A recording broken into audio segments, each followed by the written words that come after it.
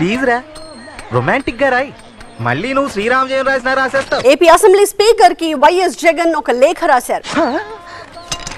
ఏమిట్రా మార్జిన్లు కూడా గీస్తున్నావు? కనీసం నాకు రాశాకైనా ఒకసారి చూపించరా. Don't worry, I will never make a mistake. మంత్రుల తర్వాత తనతో ప్రమాణం చేయించడం సంప్రదాయాలకు విరుద్ధమని ఆ లేఖలో పేర్కొన్నారు జగన్. ఇప్పుడు చెప్తున్నారు, ముందే చెప్పాలి కదా. జగన్ ప్రతిపక్ష నేత హోదా ఇవ్వకూడదని ముందే నిర్ణయించినట్టున్నారు అంటున్నారు జగన్. అది ఉండాలంటే ఎంతగాడికి ఉందంటారా లేదంటారా? ప్రతిపక్ష హోదాకి 10% సీట్లు ఉండాలని ఎక్కడా లేదని, విపక్షంలో ఎక్కువ సీట్లు ఉన్న వారికి ప్రతిపక్ష హోదా అని జగన్ అంటున్నారు. అంతేనా గురువు గారు? అవును, నీ అంతే. మనసు మార్చుకోరా?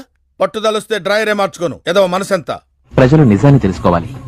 నాకు చూడండి, చంద్రబాబు నాయుడు గారికి 23 మంది శాసనసభ్యులు ఉన్నారు. ఒక 5గురిని లాగేస్తే ఆయనకు 18 మంది 17 మంది వస్తారు. చూసారా సార్ వీడు డబుల్ యాక్షన్? పరమ దుర్మార్గుడు సార్ వీడు. ఏ సైడ్ సార్ వీడిని? అప్పుడు ఆయన ప్రతిపక్ష నాయకుడి స్టేటస్ కూడా ఉండదు, లాగేద్దామని. నిన్ను పుట్టించిన ఆ దేవుడు కనపడితే సెల్లో వేసేస్తాను. కూటమి స్పీకర్ తనపై శత్రుత్వం ప్రదర్శిస్తున్నారు అంటున్నారు జగన్. బాబు అలా కొడుతుంటే ఎందుకు కలగ చేసుకుంటావు? అందుకే కొడుతున్నారు. అసెంబ్లీలో గొంతు విప్పే పరిస్థితులు కూడా కనిపించట్లేదు అంటున్నారు. ఆరిపోయే దీపానికి వెలి ఎక్కువ అని ఎప్పుడు చెప్తుండేది. అప్పుడు చేదస్తం అనుకున్నాను. ఇప్పుడు మిమ్మల్ని చూస్తుంటే వాస్తవం తెలుస్తుంది. ప్రతిపక్ష హోదాతోనే సమస్యలు వినిపించే అవకాశం ఉంటుంది. ఏం పాయింట్ పెట్టావన్నా, సూపర్. ఈ అంశాలను స్పీకర్ దృష్టిలో పెట్టుకోవాలి అని లేఖలో సూచించారు వైఎస్ జగన్. మీ హీరో పక్కన నాకు కుర్చీ వేయాలి. అతనికి ఏ ఫుడ్ పెడితే నాకు ఆ ఫుడ్ పెట్టాలి. ఒక్కోసారి నోరు తిరగకపోతే డబ్బింగ్ అడ్జస్ట్ చేసుకోవాలి. వీటన్నిటికీ ఓకే అనుకుంటే షూటింగ్, లేకపోతే లేదు. చూసారా బాబు, అది వాడి క్యారెక్టర్. సమాచారం అసోసియేట్ ఎడిటర్ హసీనా అందిస్తారు. హసీనా, ఈ లేఖలో జగన్ ప్రస్తావించిన అంశాలన్నీ కూడా మనం మాట్లాడుతూ ఉన్నాం. వాటితో పాటుగా ఇంకా ఇతరత్ర అంశాలు ఏమన్నా ఉన్నాయా? ప్లాన్ ఏంటి, నీ స్కీమ్స్ ఏంటి, నీ అప్రోచ్ ఏంటి, అసలు ఆవిడ దగ్గర నువ్వు టోటల్ ఏం ఎక్స్పెక్ట్ చేస్తున్నావు? చెప్పరా, అరే చెప్పరా. దానికి ఎలాంటి రియాక్షన్ వచ్చింది?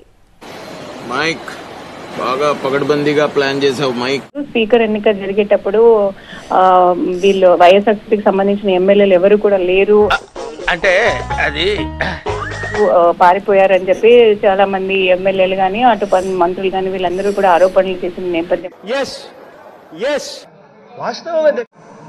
ఈ రోజున వాళ్ళకి 11 సీట్లకు పరిమితం అయ్యారు. ఈ రోజు లేరు, వాళ్ళకి పారిపోయారు ఇక్కడి నుంచి.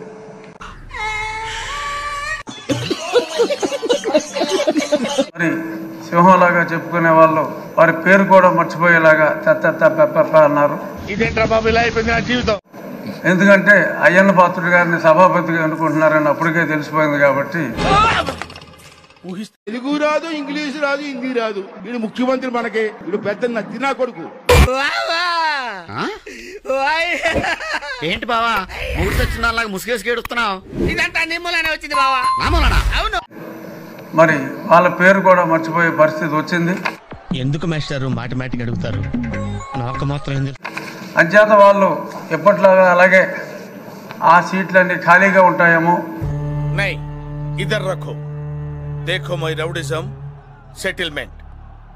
మరి ప్రతిపక్ష పాత్ర పోషించాలి అంటే ఈ రోజు వాటన్నిటికీ కూడా వైఎస్ఆర్సీపీ అధినేత జగన్ ఒక సమాధానం అయితే ఇచ్చారని మనం చెప్పొచ్చు. తీస్తా, నాలో ఉన్న క్రియేటివిటీ మొత్తం బయటికి తీస్తా, నా తడాక చూపిస్తా. ఇప్పుడు ప్రతిపక్ష హోదా కూడా ఇవ్వకపోతే అసెంబ్లీలో వచ్చి ప్రజా సమస్యల పైన మాట్లాడాలంటే కనీసం మాట్లాడే అవకాశం అయినా ఇస్తారా? లేదు. ఆడి ఎక్స్ప్రెషన్ చూసి మోసపోకండి. ఆడి ఫుల్ గా ప్రిపేర్ అయ్యాక యాక్టింగ్ లో లేదా అనేది కూడా డౌట్ ఆయన వ్యక్తం చేశారు. అయితే దీనికి సంబంధించి సరైన ప్రతిపక్షానికి అంటే ఎక్కడా కూడా రాజ్యాంగంలో లేదు. గాలి వెదవ్వే అనుకున్నాను, తేడాగాడివి కూడానా? ఎవరైతే ఎక్కువ సీట్లు ఉన్నాయో వేరే పార్టీకి సంబంధించిన వాళ్ళకే ప్రతిపక్ష హోదా అనేది ఉంటుంది అనేది కూడా ఆయన దాంట్లో ప్రస్తావన చేయడం జరిగింది. సో